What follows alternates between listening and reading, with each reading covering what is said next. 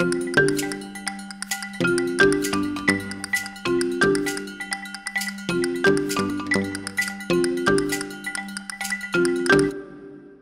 a cette application iTones au laboratoire Matisse à l'IGN et qui permet de visualiser le monde tel qu'on le numérise le plus finement possible à partir du sol essentiellement, en mélangeant aussi des données aériennes. Donc on peut visualiser des images panoramiques, ce qui est assez classique, mais avec une très bonne géométrie, et on peut surtout visualiser l'ensemble du nuage laser qui est acquis par le véhicule. Donc la voiture, on ne l'a pas véritablement acquise, on l'a construite nous-mêmes, elle vient vraiment du laboratoire Matisse.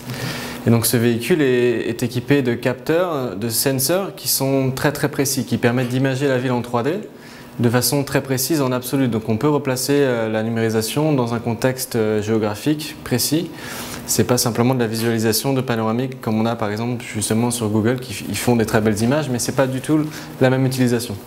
Donc le véhicule Stéréopolis nous a permis de numériser différentes villes en France, différents quartiers en partenariat avec des collectivités. Et la première utilisation, c'est effectivement de pouvoir mesurer à distance, depuis un navigateur internet, l'espace. Notre véhicule Stéréopolis est en fait équipé de différents capteurs qui permettent de le positionner dans l'espace de façon très précise.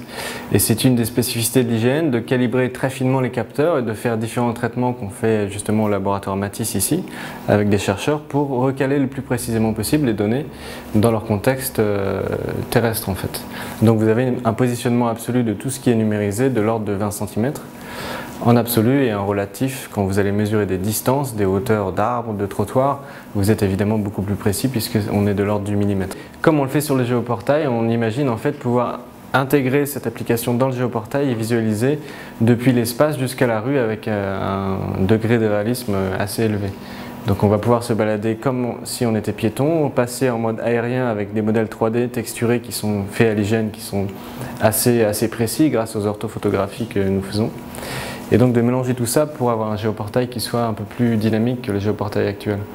Et un des cas d'utilisation qu'on a eu avec cette application, ce projet, c'est justement tout ce qui est dans les collectivités, aménagement de la voirie pour les personnes à mobilité réduite, puisqu'il y a aujourd'hui beaucoup de lois qui obligent à faire des efforts là-dessus, hein, les villes sont très en retard.